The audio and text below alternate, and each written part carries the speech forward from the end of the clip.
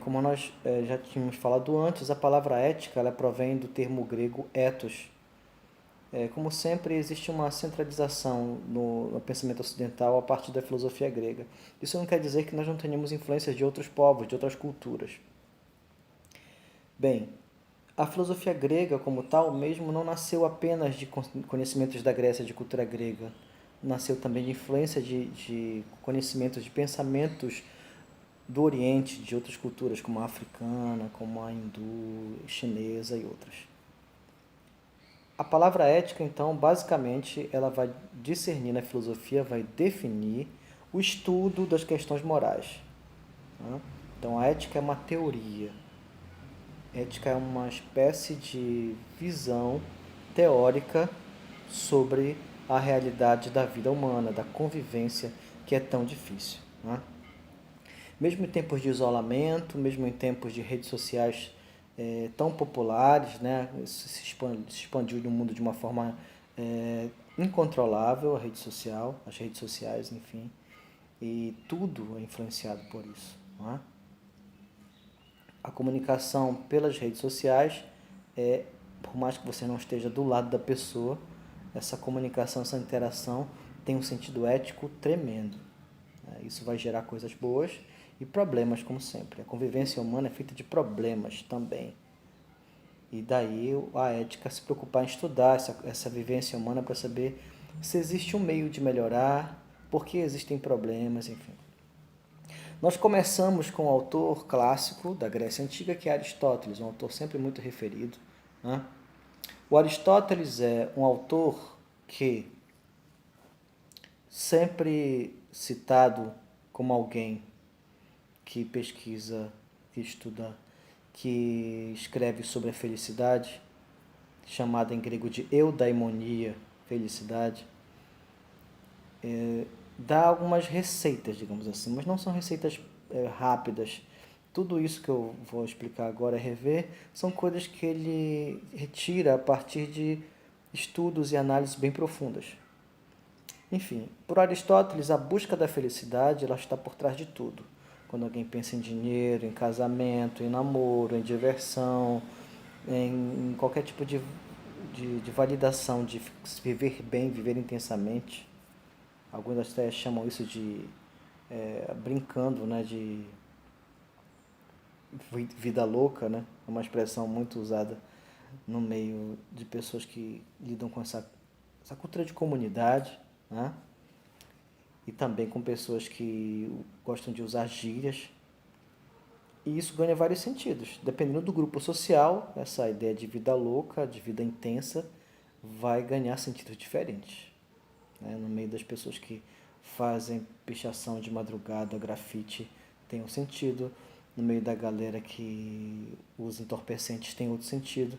No meio de jovens que falam isso apenas brincando, tem outro significado. Tá?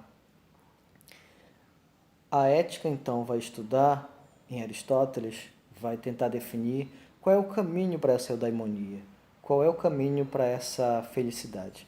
E, basicamente, ele vai dizer que temos que buscar um equilíbrio das ações que só acontece se nós temos um equilíbrio também no espírito.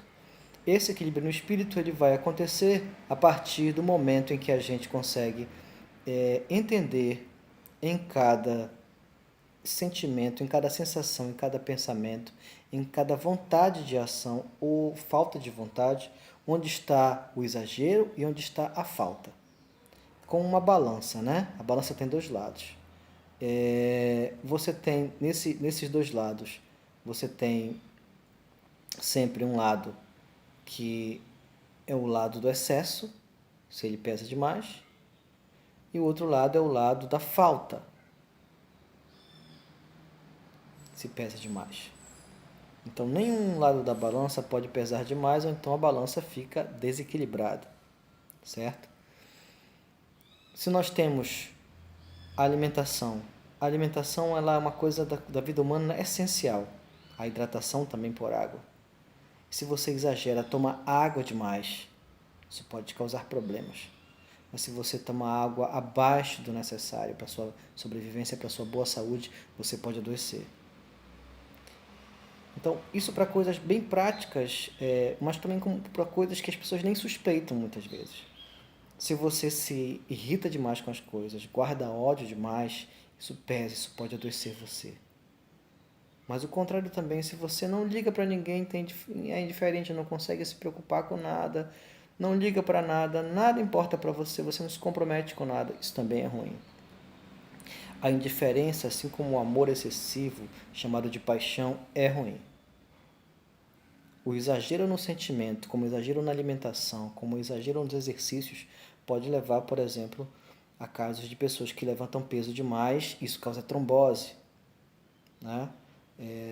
Distensões, enfim.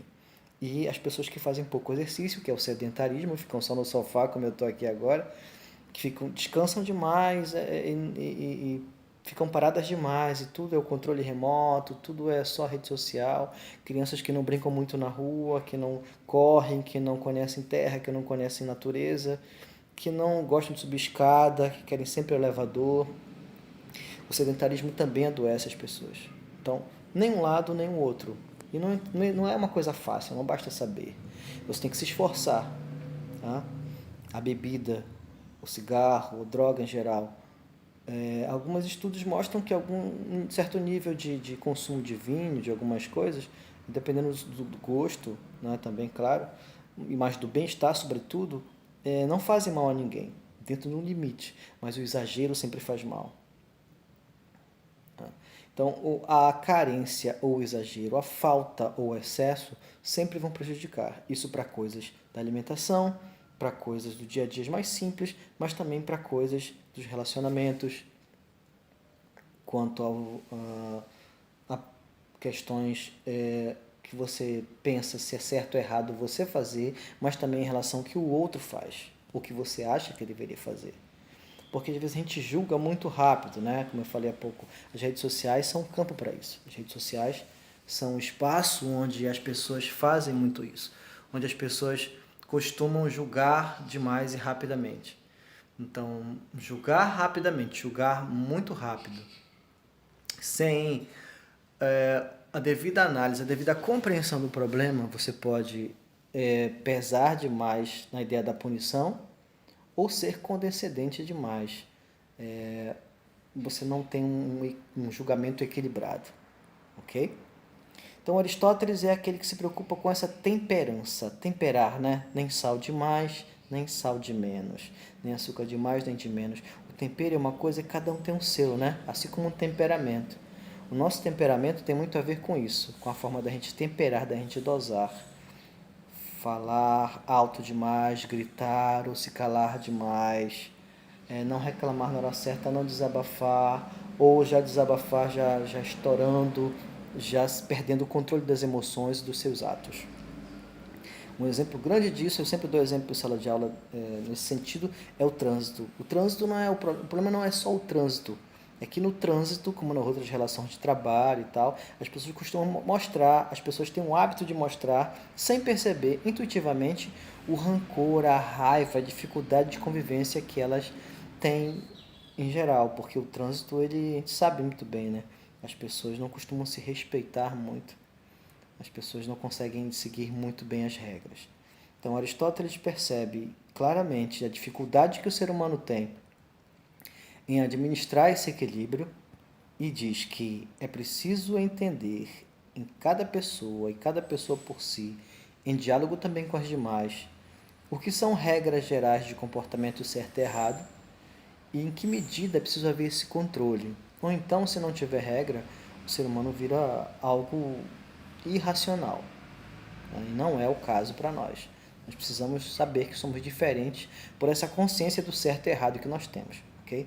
Então, Aristóteles é esse cara do equilíbrio, da temperança, que sabe que não é fácil, que não está querendo que todo mundo seja santo, seja bonzinho o tempo todo. Até porque é preciso ser firme muitas vezes, como se educa alguém, por exemplo, um filho. É preciso ter essa noção de dizer não. Só agradar o tempo todo